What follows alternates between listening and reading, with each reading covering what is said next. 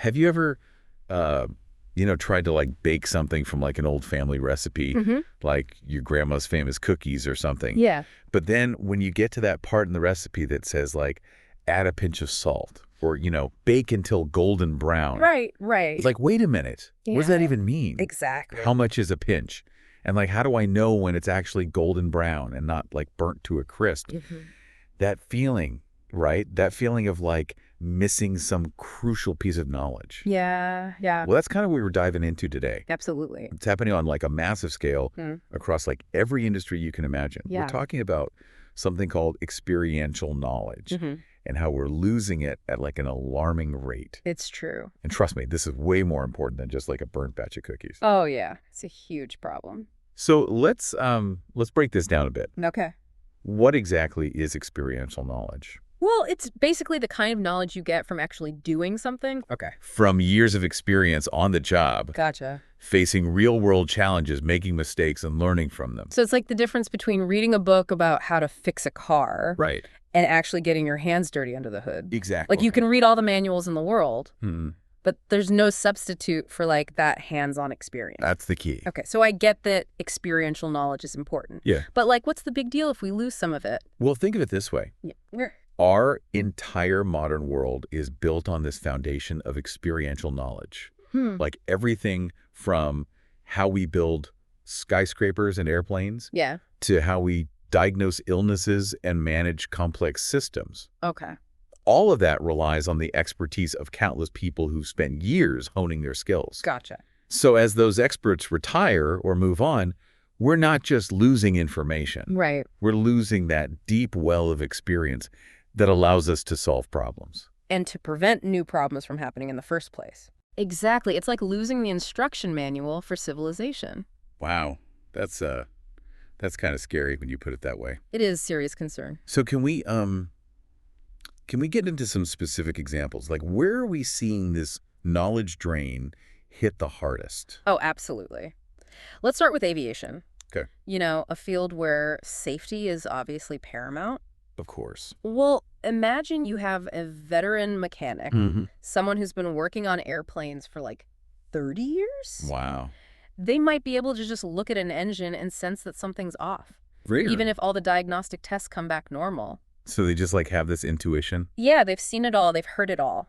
And they've developed this almost sixth sense about how machines work. That's incredible. It is, but what happens when that mechanic retires? Yeah, who replaces that kind of knowledge? Exactly. Training a new mechanic takes years. Right. And even then, they might not have that same level of intuition. Because it's not something you can just learn from a book.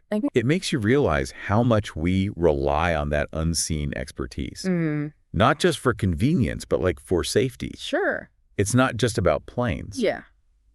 This must be happening in other fields too. Oh, absolutely. Like what about healthcare? Oh, healthcare is another great example. Okay. Imagine an experienced doctor, someone who's been practicing medicine for decades. Right. They might be able to diagnose a rare condition based on just a few subtle symptoms. Wow. Even if the tests don't show anything conclusive. So it's like they're seeing patterns that other doctors might miss. Exactly. It's that pattern recognition that comes from seeing thousands of patients over the years.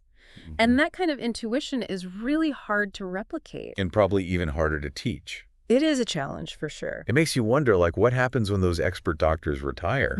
Are we just going to be relying on algorithms and like standardized procedures? Oh, that's the concern, right? So, yeah. What happens when we lose that human element? That clinical judgment that comes from years of experience. Exactly. And it's not just about efficiency. Right. We're talking about people's lives here. This is getting pretty intense. It is a serious issue. It feels like every field relies on this deep well of experiential knowledge. It does. That we're just taking for granted. Yeah. But I'm guessing this isn't even the whole picture.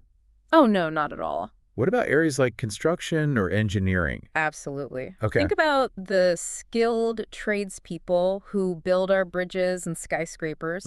They have a wealth of knowledge about materials, techniques, even those little tricks of the trade that you don't find in any textbook. So we're not just talking about buildings going up a bit slower. Right. We're talking about like potential structural weaknesses. Yeah. Maybe even collapses. Potentially. That affects everyone, not just the people living or working in those buildings. Exactly. It's about the very foundation of our cities and infrastructure. Okay. Wow. This is This is a lot to take in. But I have a feeling we're just scratching the surface here. We are. Before we move on, are there any other examples that you think really highlight the kind of diverse impact of this knowledge drain? Well, let's look at something a little more personal. Okay. Family traditions. Think about those recipes that have been passed down through generations. Yeah. Or the skills for mending clothes or fixing things around the house. These might seem small, but they represent a wealth of practical knowledge that often isn't written down. Right. It's like all those little things our parents or grandparents just knew how to do. Exactly. So it's not just about losing grandma's famous apple pie recipe. Right. It's about losing that connection to our past, those practical skills that make us more self-sufficient. Exactly. And on a larger scale, it speaks to the resilience of families and communities. How so? Well, when we lose that practical knowledge, we become more dependent on outside systems, less able to adapt and solve problems on our own. So it's like we're losing that sense of self-reliance. In a way, yeah. Okay, so we've covered aviation, medicine, construction, family traditions. Yeah. It feels like this invisible crisis is impacting like every aspect of our lives. It really is. And it's honestly starting to feel a bit overwhelming. I understand. But I know there's another side to this story. There is. Lately, there's been a lot of talk about how AI can help with this knowledge transfer crisis. Yeah.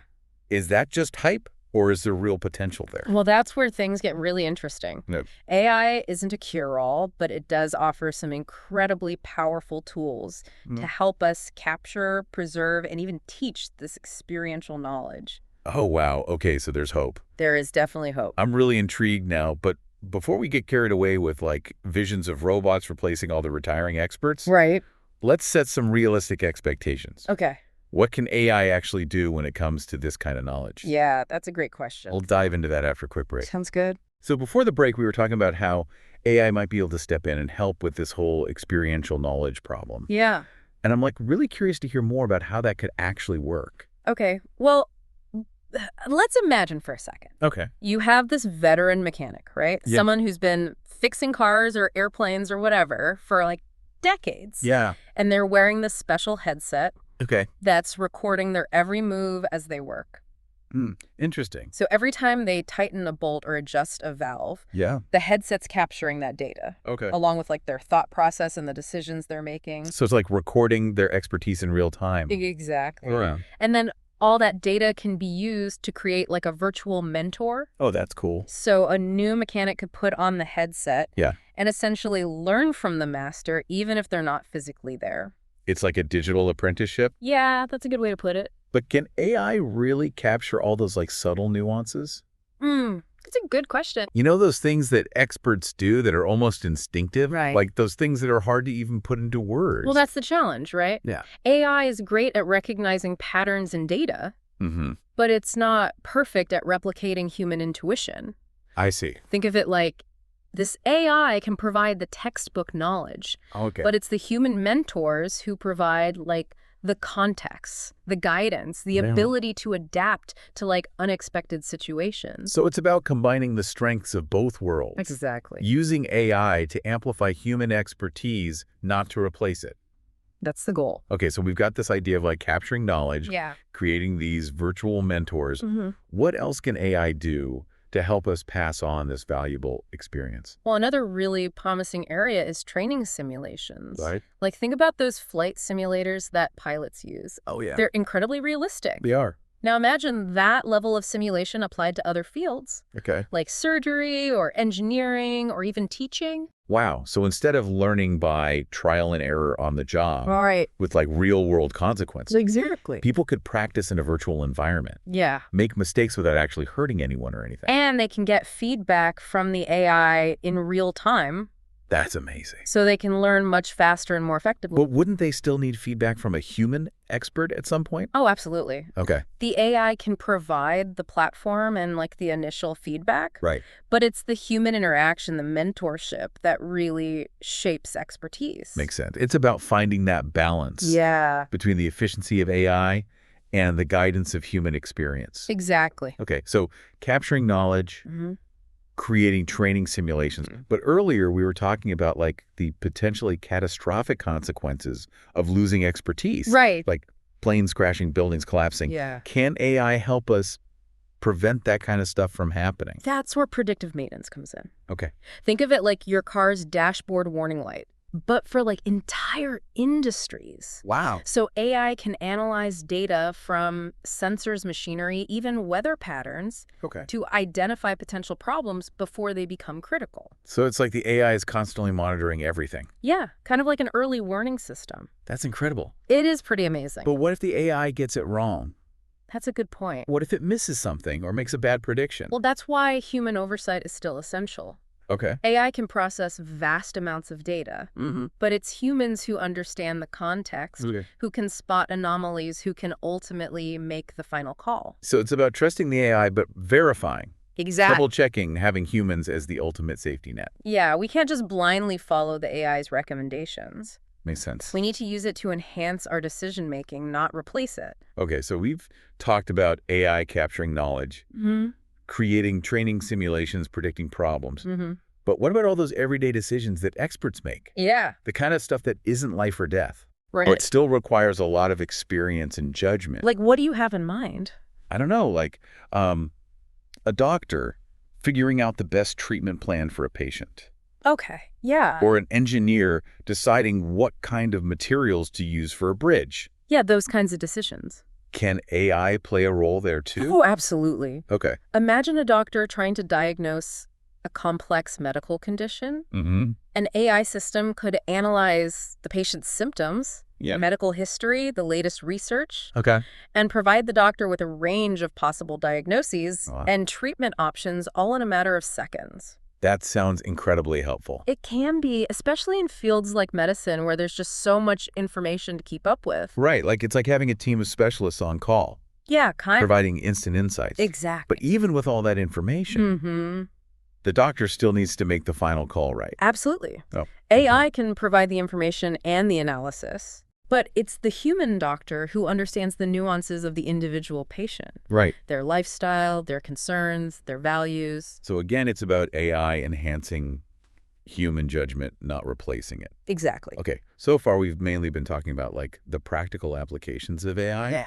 But earlier we touched on something else. What's that? The loss of cultural knowledge. Oh, yeah. Like those traditions and stories and skills. Yeah. Can AI help us preserve that kind of stuff too? That's actually an area where AI has tremendous potential. Really? Yeah, imagine an AI that can translate endangered languages. Wow. Creating digital archives of oral histories that might otherwise disappear. That'll be incredible. Or think about AI systems that can analyze traditional music or crafts, identifying the patterns and techniques that make them unique. So we could learn from the past even if the people who held that knowledge are gone. Yeah, exactly. It's like having an AI archaeologist. Yeah, that's a good analogy. Digging into the past to help us understand who we are and where we come from. I like that. But can AI really capture, like, the soul of a culture? That's a tough question. You know, those intangible qualities that make it unique. Right. Well, I think AI can help us preserve the artifacts of culture, the languages, the music, the stories. Yeah. But it's up to us, the humans, to keep those traditions alive. Right. To find meaning and connection in them. So AI can be a powerful tool for cultural preservation. Yeah. But it can't replace the human heart. I agree. That gives culture its life. That's well said. This whole conversation has been so eye-opening. Has it? Yeah. We started out talking about this loss of knowledge, and it felt kind of bleak. Yeah, I understand. But now, exploring all the possibilities of AI, it feels like there's some real hope. There is. Do you really think AI can help us solve this crisis? Well, I'm cautiously optimistic.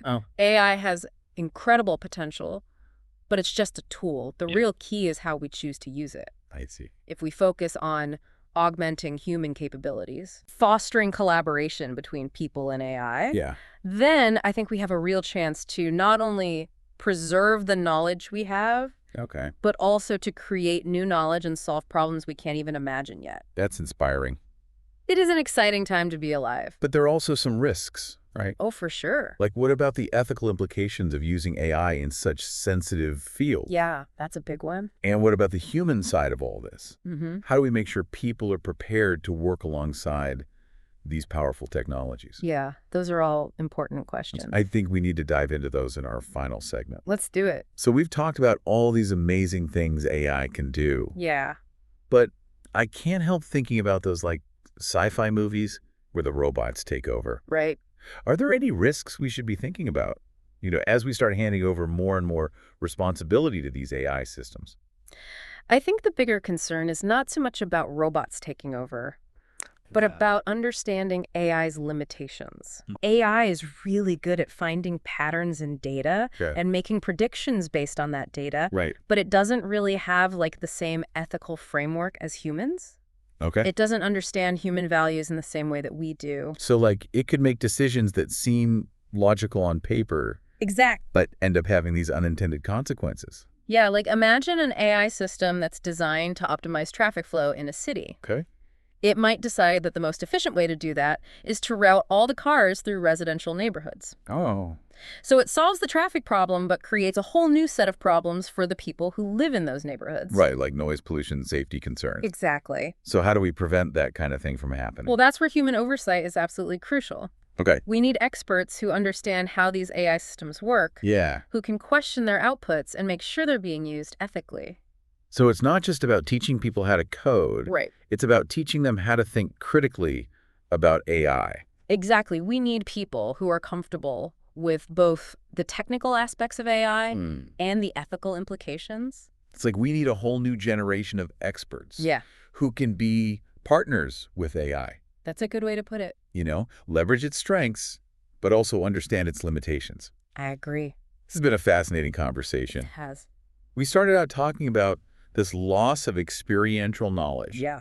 And it honestly felt like we were heading towards some kind of crisis. I understand. But now, looking at all the ways AI could help, I'm actually feeling pretty optimistic. Me too. You really think we can turn this thing around? I think so. I think AI gives us a real chance to not only preserve the knowledge we have, but to actually create new knowledge and solve problems we haven't even thought of yet. That's really cool. It is an exciting time to be alive. So for our listener who's been with us on this whole journey, what's the one thing you want them to take away from all of this? I think the most important thing is awareness. Just being aware that the loss of experiential knowledge is a real issue. And it's something we need to be thinking about. Right. And also being aware that there are solutions out there. Like AI. Yeah, like AI, but not just AI. Okay. It's about being proactive about preserving knowledge, mentoring others, sharing what we know, documenting our processes. I like that. We all have something to contribute. Yeah, we do. And it's up to all of us to make sure that knowledge doesn't disappear. Well said. That's a great note to end on. Thanks. So for all of you listening out there, we hope this deep dive into the world of experiential knowledge has given you some things to think about. It's a complex issue. It is, but it's one that affects all of us. For sure. And the more we talk about it, the more we share what we know, the better equipped we'll be to face the challenges ahead. Absolutely. So thanks for joining us. It was a pleasure being here. And until next time, stay curious. This is DigitView.